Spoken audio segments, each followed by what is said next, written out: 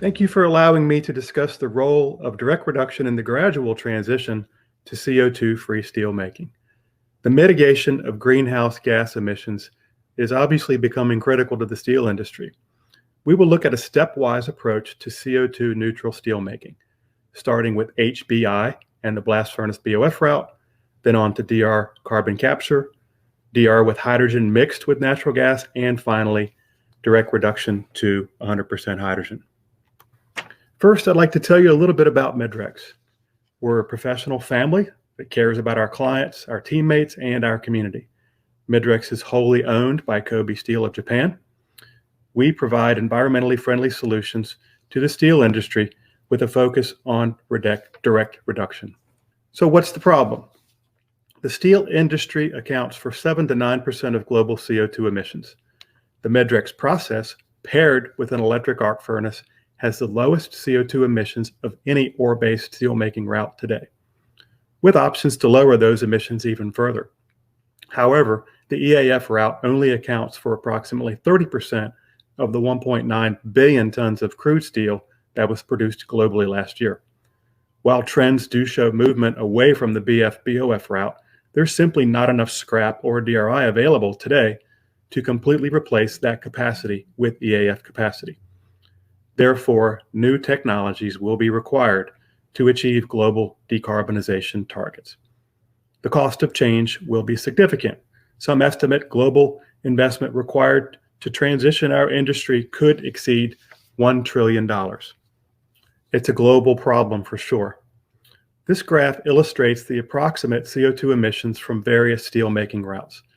Of course, if you start with scrap, you can see that overall CO2 emissions can be greatly reduced. This is primarily because the iron making step can be skipped altogether when using scrap. Natural gas used to make DRI has a significant advantage over using coal in a blast furnace. Direct reduction with hydrogen has an even lower CO2 footprint than natural gas, of course. Steel makers are developing their transition plans to decarbonize over time, spreading out the required investments. The trends are already visible, and we have a responsibility to start moving in the direction of the trends that we all see.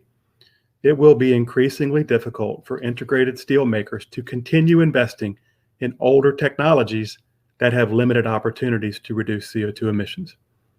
As these huge financial decisions are arising, we expect more steel makers to begin transitioning to alternate routes. One of the challenges as this occurs will be securing those low CO2 metallics like HBI and DRI as the demand for scrap increases. As it stands today, green hydrogen is not available at the scale for full transition to near zero CO2 emission direct reduction. The cost of hydrogen production also presents a significant challenge. For hydrogen to be competitive, the CapEx and the OpEx need to be reduced by 3 to 4 times based on present numbers. OpEx obviously is mostly electricity, meaning that the cost of green power must be close to 1 cent per kilowatt hour, which is obviously much lower than current costs. With these challenges, it is more likely that decarbonization of the industry will happen gradually in segments. CO2 reduction can be achieved by using mature technologies today. Replacing existing BF, BOF capacity with natural gas-based DRI, EAF production is a proven route to reduce CO2 emissions by 30 to 50%. Until the aforementioned challenges of hydrogen-based DRI are overcome, there is an intermediate, low-risk step to reducing CO2 emissions. And this step, as has been demonstrated by many people, is by utilizing HBI in the blast furnace. Midrex's role in this transition is to provide a reliable and flexible, efficient technology, a platform, if you will, that can guide steelmakers through the evolution of decarbonization. Midrex carbon capture, Midrex traditional NG with hydrogen replacement, and Midrex 100% H2 are all technologies that are available today to achieve this. Let's discuss a little bit about each of these three. Midrex carbon capture is essentially an extension of Midrex NG. With both existing plants and new ones to be built, there's an opportunity to add CO2 removal systems now or in the future that can further reduce the CO2 that would otherwise be discharged from the stacks. This has the potential to reduce the CO2 emissions by 1/4 to 1/2 ton per ton of DRI. The technology to remove CO2 is commercially available. It's in operation, and frankly, it's not new. If there's a problem with this configuration, it's really the issue of what to do with the captured CO2.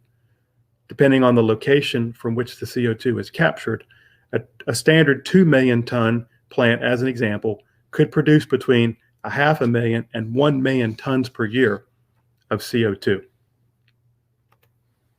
This is the Midrex traditional natural gas process with hydrogen addition.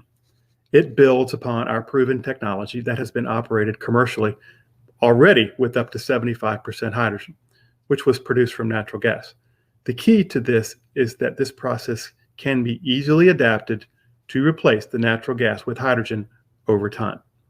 This presents an opportunity to build traditional Midrex natural gas-based plants in locations where natural gas is low cost today and where hydrogen will be available at low cost in the future.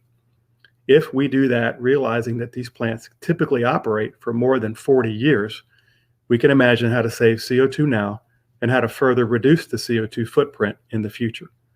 This can also be an opportunity to produce low CO2 HBI. Midrex H2 utilizes our proven shaft furnace technology to close the gap between reduction with up to 75% hydrogen and then all the way up to 100%. We know that we can produce steel with near zero CO2 emissions using an electric melter if green energy and green hydrogen are available at reasonable cost. However, most places that produce iron and steel today don't have such quantities of H2 readily available. To put it into perspective, a 2 million ton DR plant would require something on the order of 750 megawatts of electrolyzer capacity to generate enough hydrogen for the direct reduction process. In order to have break-even OpEx with a traditional existing Midrex natural gas-based plant, say assuming a natural gas price of $4 per million BTU, the hydrogen production cost would need to be around $2 per kilogram to be equilibrated with natural gas processed at $4 per million BTU. As I mentioned, market trends are becoming clear.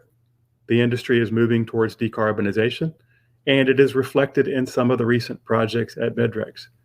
We have been commissioned by ArcelorMittal to work with them at their Hamburg facility to design a 100,000 ton per year plant that will utilize hydrogen from the existing natural gas plant to make DRI. The focus for that plant is to make the DRI with hydrogen and not produce hydrogen. We have a new facility in the United States that recently started up at the beginning of the year making natural gas-based HBI and has been in continuous efficient production since then. 2 new plants with Metallo Invest in Russia also being designed to replace natural gas with green hydrogen over time. And finally, Tosyali, Algeria is a large hot DRI, cold DRI combo plant in Algeria. Last year, even amidst the effects of COVID, Tosyali produced 2.23 million tons of DRI, a world record for a single DR plant. This reflects effectively 90% of the rated nameplate performance guarantee production in its first single full year of operation. It's absolutely an amazing accomplishment, and thanks to them for their hard work. So in conclusion, direct reduction has great promise for leading the decarbonization transition in the steel industry. With proven Midrex technology, we can already achieve lower CO2 emissions today compared to the blast furnace BOF route. The Midrex process can flexibly use available energy sources to produce low CO2 metallics, and these products are suitable for captive steel makers or for transport of DRI around the world in the form of HBI. Our existing and new technologies are being deployed to supply the increasing demand for low CO2 metallics. Midrex NG has a significantly lower CO2 footprint than the BF-BOF route already, and hydrogen can easily be added as a natural gas replacement to further reduce CO2 emissions over time. Midrex carbon capture utilizes an optional CO2 removal system in areas where CO2 can be used or stored. And Midrex H2 expands on our existing technology to make hydrogen-reduced DRI and HBI with near-zero CO2 emissions. With these technologies, Midrex is well-positioned to help you transition towards decarbonization. This concludes my presentation, and I want to thank you for the opportunity to discuss these topics with you today.